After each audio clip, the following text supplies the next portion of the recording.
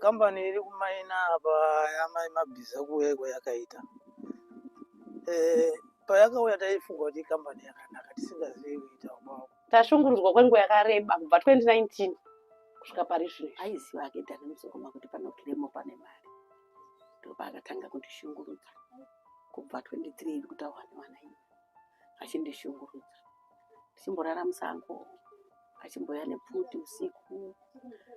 Ndichitiza. Ndotigare mazuva shoma vanhu vanga vachishanda imomo vakaita kudzingirisa kunga mheno nembwa nembwa. Vanhu vatobuda havo pavagara. Tinochema kuti nzvimbo dzatakakurira tiri tichisvika tichiita vana vedu tirimo takudzingwa nevanhu vakubva kuhurumende vachitobva kana watombodza kupada utomboziva kuti paipa. In Zimbabwe's gold-rich Mutoko district, a silent crisis is reshaping lives. Villagers say mining is destroying their land, poisoning their water, and erasing generations of farming tradition. At the center of some of these allegations is a company they claim is linked to one of the country's most powerful officials, the Attorney General.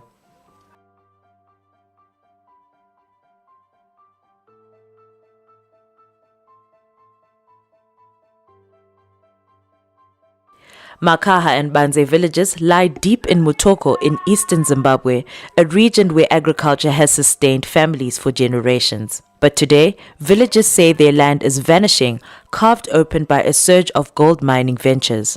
More than 90% of people here rely on communal land and small-scale farming for survival. nyika ino yachinja machinjiro aita ndewekuti kwakuuya mainvesta ari kuuya achiti zvonini ndanzenda unomaina even munda mangu akusvika utanga kutochera ini handisina pokurima handisisina pokurima achera munda mangu haana chaanogona kundipawo kuti ndigone kurarama nemhuri yangu saka tiri kutochema kuti nzvimbo dzatakakurira tiri tichisvika tichiita vana vedu tirimo takudzingwa nevanhu vakubva kuhurumende vachitobva kuhurumende saka tiri kutambudzika kuti hurumende iri kutumira mainvesta kuuya kuno kuzotora minda torarama sei nyika yacho yatiomera takabva muhondo tichiti aiwa tazvina takutonga iyesu vanhu vachazvino asi atova nhapwa tega tega tichakwanisa kuti tigarisane tiwirirane vanesangoti titobva kuhurumende tumwe nehurumende kuti ndinomumaina ini ndatoda kubepa kuti ndimaine munda mangu mundibepa rako haana basa asi rabva uyu investor auya nerake bepa ndiye ano basa saka zvakutotishamisa kuti togara sei munyika yacho nyika yacho haichagarika dambudziko ratakuita. Residents say once fertile land used for maize, sorghum, and groundnuts has been overtaken by commercial, artisanal, and illegal mining. Adaptation, we are talking of people getting into mining as a form of adaptation. In in urban settlement, in each corpus. Saka kuti titaura traditional way of living yekurima kusakura iri kutoenda ichifeda. So you would hardly find maybe of now muregion yatataura 50% yevanhu vacho havachatorima vakurarama nemining chete. So the balance ndo inogona kunge ichirima but not to the extent zvavanga vachiita because minda yacho yavanga vachirima ndo yavari kuchera iyo. So you find kuti munhu akuopta kuchera mumunda than kumurima. Climate change has already tightened its grip here, longer droughts broken by sudden floods. But villagers say mining is accelerating the damage.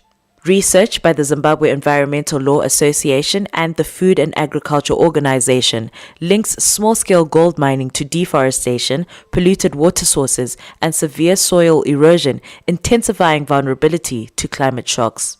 But some allegations go further, reaching into the highest levels of government. Company iri kumaina apa yamabhiza kuweko yakaita. Payakauya taifunga kuti company yakanaka tisingazivi kuita kwavo. Zvinezvi zvakakwazi kutotiomera pana zvinezvi kuti kana dai mombe dzedu dzikakwira gomo irori haumuzivi vanenge vane pfuti. Vanoti inzvimbo yedu yese hakutendera. awo ozoti pakapfuura munhu ozotonge nani, asi pakazopfuura munhu akapfuura kuruma 3 o'clock ma 1 o'clock dzousiku, asi pakugarisana wanga wari nani. Asi vanhu vacho vese vanongotora munda, uyu anotobhadhara, uyu haabhadhare pa, anongodzinga kwamai Mabhiza. Asi kambani yacho handisi kuti inozara, vanongodzinga, vanoshandisa chisimba chomusangano. Asi awo kana dai inonzi mombe yarasikira mawari, hawazi ndiwo vanoshupa kwamai Mabhiza. Gomo iri hatiri kwirebe, mombe ukanga yakwira imomo, mapurisa avo ndiwo anodzikisa mombe idzodzo, iyeyo haukwiri. Mukisheni muzere midziyo yomukuwasha wanga akabvisira neipapa. Iwo kwamai Mabhiza, iwo kwamai Mabhiza vakatorera watatu, iwo vakatorera, asi umwe wacho haasati abva, vanongomutenderedza achiripo. Nokuti avo vanozombouya kuti wasapo munhu itombopa shoma, saka ipo kumuisa, ava havaitepo. Idambudziko titorino nhamo izvo, munhu anoda kumira kwomunda wangu ndashaiwa pakuita, nokuti nzvimbo yangu kabhuku kacho kakanobvira kwamayambukira nemota kakangoita muchochoro ukugoma izvo kakaita. Saka patiri kutoisa iwawa kabeu kadiki kari kuoneka kunga mati yambuke, kuno kabeu kanouya kuperera pachikomo chizhinji icho vari kumaina ichi kuri kuseri uko, ndipo pari kutoenda wangu tatichiti kumafuro mombe. Villagers allege Iron Castle is owned by Zimbabwe's Attorney General Virginia Mabhiza, claims she strongly denies. Mazuva akauya mai Mabhiza pano achiti vada kumaina imomo iwomo, vakanga vakataura noti mukomana wedu anga akapfekesa imomo, vakataura kuti muganhu wedu pakati pegomo, isu tiri kusaidhi kohuita tisaidhi kuno, asi zvinezvi zvakabva wadzinga vanhu vahuita kunga mapolisi bva watotanga kutoshanda ndiwo, zvashaya basa. Ndo panotora kuti vakanga vauya vachiti isu tiri kuzviziva kuti huita arimo mugomo, mukomana wangu wodzimba dzirapo idzo, saka tiri kuda kutoganhura naye isusu kwedu kusaidhi weye anotorawo kuno, isu tikuendawo saidhi rekuko, tikafunga kuti ichokwadi. Kunoti gare mazuva mashoma shoma vanhu vanga vachishanda imomo vakaita kudzingirisa kunga mheno nembwa, vanhu vatobuda havo bvavagara. Izvo zvipo vari kupfuchira pavo panotoona matombo masvina anomariva, ndo paitoshanda vanhu kwese kudai sati akukwira pa ivavava, ndo paishanda vanhu papera kupfuchira kuno vanhu vachashande uku kunonzi kukunyuka. Mhene ari kukunyuka anotobvumira kuti uyai mutore zvimatombo zvimwende kogaisa, saka vanhu kuku vari kurarama neizvozvo. Kunoka ukandoona wakaribata wautosungwa. Iye anomuziva urumba makanga asungwa achinzi uri kushandira pamba pacho panonga mugodhika aishanda ipapo, vanzi kushandira ipapo, vatosungwa atomboenda mapurisa akaza kuti wana tsano wacho wa izvi mumba mumasofa ake azeremo, huku dzake dzazara pano akandoya kwesiyawo pano, mbudzi ndo dzasara iko kamheno. Kana mvura yekumwa chaiwo hausi kupa vanhu bavo, mvura watopa kuna machaina ari kumberi uko, ndiye atopa vanhu mvura iya. A registry research confirms that Iron Castle Trading is a registered company, although its physical file could not be located. During the investigation, a man identified as Chambwera Muyeye claimed ownership of the company. He insisted that the business operates under the name Ancient Iron, not Iron Castle Trading, and accused the reporter of creating difficulties for him by contacting the Attorney General to clarify the company's ownership. Ancient Iron is also officially registered, yet its records were likewise missing from the registry.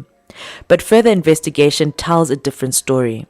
Iron Castle Trading, the company Chambwera claims does not exist, is listed on the Zimbabwe Investment and Development Agency database as a mining company operating in Mutoko and Kwekwe. The listing shows an active investor license set to expire in March 2026. Information that mine belongs to me. Go to Deeds and Companies and check. Go to Ministry of Mines and check. You'll see my name there. I've shown you.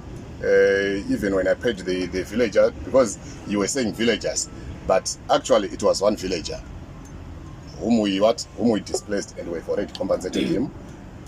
Chambwera Muyeye claims ownership but also confirms communication with the Attorney General without explaining the nature of that contact.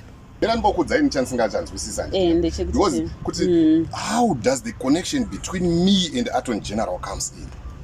where does it come in? That's the question that I'm having now. Inini anditika kuti iwewe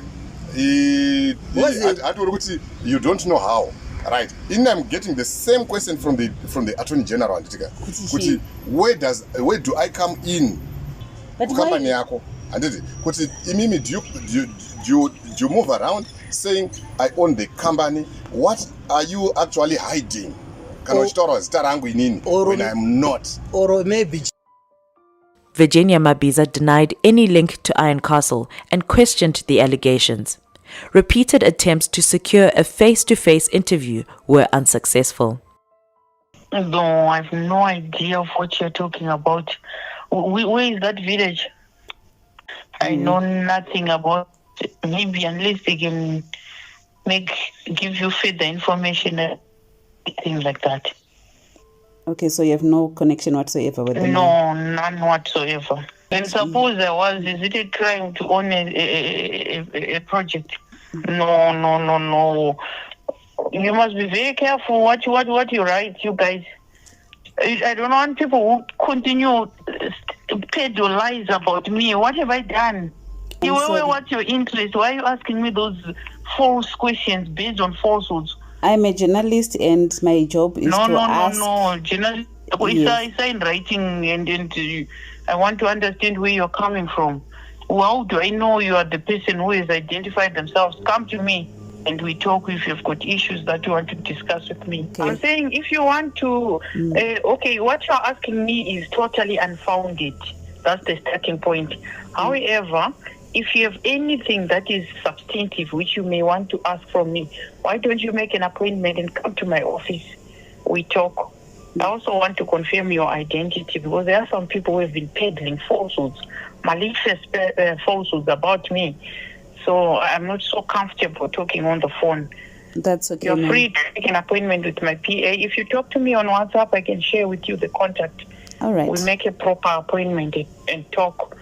Before we write falsehoods about other people, I don't think you also want people to peddle falsehoods about yourself. Definitely. So in the same vein, let us respect each other, get to know the truth before we peddle falsehoods. During the investigation, the reporting team faced intimidation. I was warned to stop. I was told I was biting more than I could swallow. Different people called me, some friendly, some not, all saying the same thing. This story would bring me trouble if I continued. This is a reminder of dangers journalists face when investigating mining interests and political power in rural Zimbabwe. Villagers also accuse politically connected figures, including former ZANU-PF Communications Director Daniel Masukuma, of land seizures linked to mining claims. Munzvimbo ino tiri kushungurudzwa zvakanyanya nainvestor anonzi Daniel Masukuma. Tashungurudzwa kwenguva yakareba kubva 2019 kusvika pari zvino izvi. Daniel Masukuma anongosvika achitora minda yevanhu. Haana pamusoroi. Anoti handina sabhuku, handina kanzela, handina mambo, handina anoenda pamberi pangu. Saka anongosvika achiita zvaanoda munzvimbo ino iyi. Iko zvino zvitiri vanhu 10, misha 10 iri kushungurudzwa naDaniel Masukuma. Anongosvika achitanga kutomaina paminda yevanhu asina kana excuse. So takasangana nazvo kubva 2019. Tine claim yedu inonzi Bunyoro Mining Syndicate. Daniel Masukuma takamuziva ari sainvestor. Akauya muno mu 2013. Akabatana akaita joint venture newe kwaNgomo. Asi zvadaro izvozvo akazoda kuyambukira achibva kunzvimbo kwaNgomo. Achida kubatanidza block rekwaNgomo nerekwaMunyoro. Ndopa akatanga kuti shungurudza achiti ibva ipapo nepangu. Asi pamusoro pezvo isusu mapepa tinawo tinobhadhara mutero. Zvese tinazvo. Akatanga kuti shungurudza achitiendesa kumapurisa. Sono rega taenda kunatenda koti. Akatipwanyira matengi, akatipwanyira dzimba. Panowa ndo patairarama napo titoone chouwiri. Akatanga kutora munda wa mama wangu, vanova mai vangu ini. Vanonzi Diana Manseka. Akazotora munda wa Tonia Sitesha.